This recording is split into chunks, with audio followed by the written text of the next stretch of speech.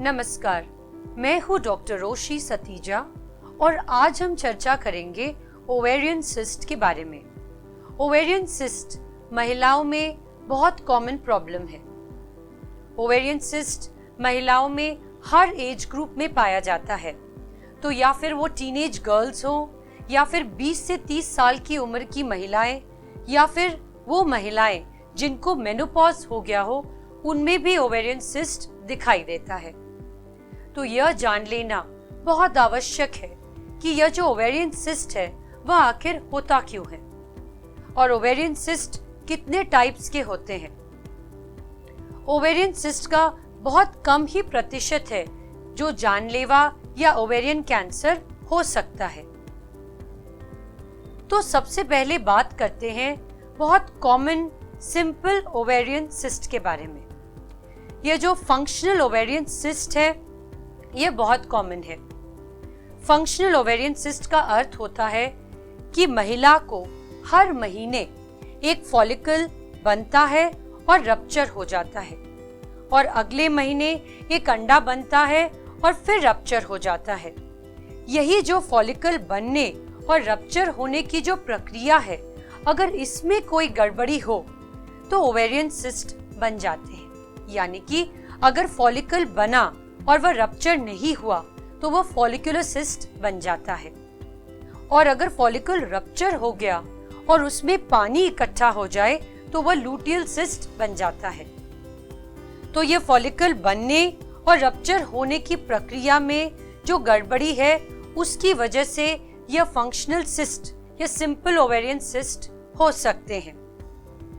यह जो simple ovarian cyst है यह यंग गर्ल्स और टीनेज गर्ल्स में ज्यादा पाए जाते हैं।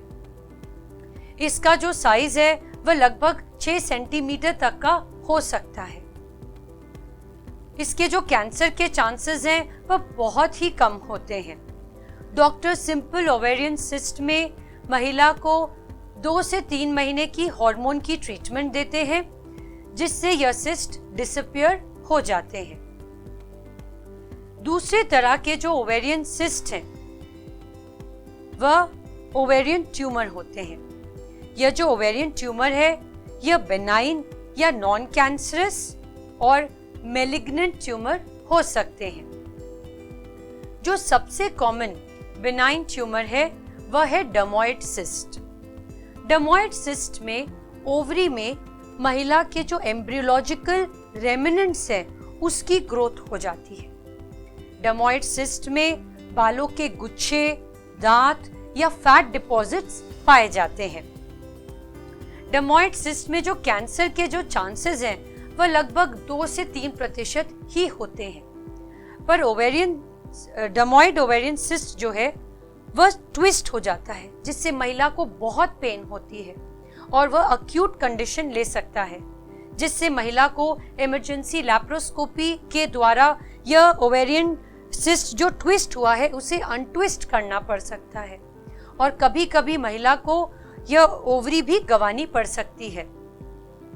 यह जो डर्मोइड सिस्ट है इसके कैंसर के चांसेस तो बहुत कम है, पर यह ट्विस्ट जो हो जाता है वह बहुत ही अक्यूट कंडीशन ले सकता है।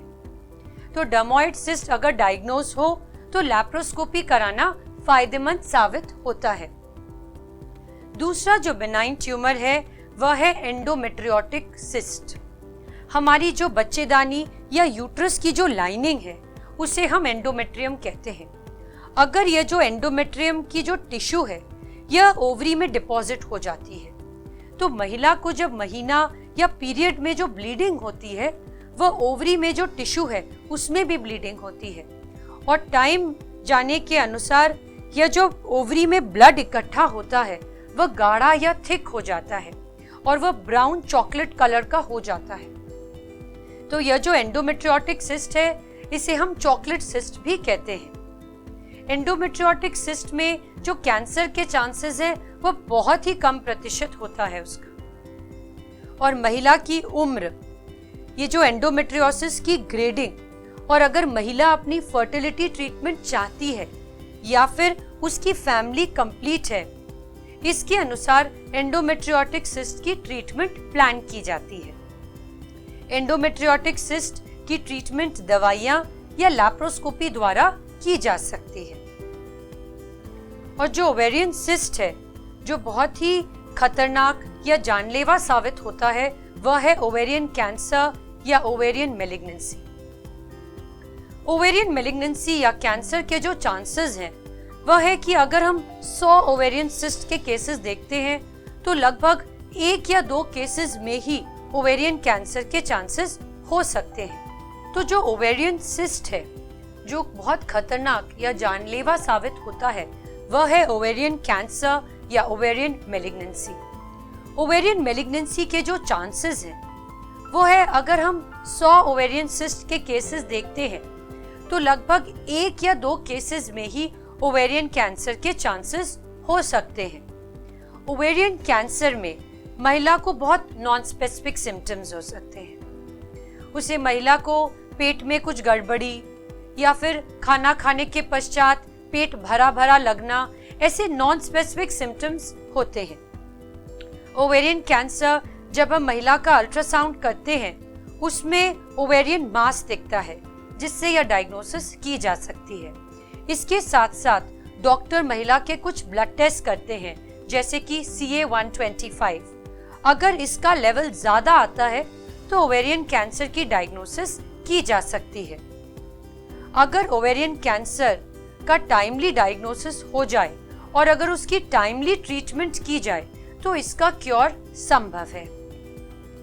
तो यह जान लेना बहुत आवश्यक है कि ओवेरियन सिस्ट बहुत प्रकार के होते हैं, जैसे कि सिंपल फंक्शनल ओवेरियन सिस्ट जिसका ट्रीटमेंट 2 से 3 महीने हार्मोनल की दवाइयां लेने से हो सकता है, या फिर अगर डर्मोइड सिस्ट हो तो लैप्रोस्कोपिक लाभदायक साबित होती है, और अगर वह एंडोमेट्रियोटिक सिस्ट है तो दवाइयां या लैप्रोस्कोपी से उसकी ट्रीटमेंट की जा सकती है।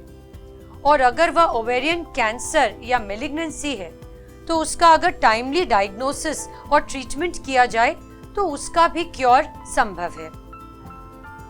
तो अगर आपके पास ओवेरियन सिस्ट से जुड़े कुछ भी सवाल हो तो हमें ईमेल करें, हमें फोन करें, हमें आपके प्रश्नों के उत्तर देने में बहुत प्रसन्नता होगी। धन्यवाद।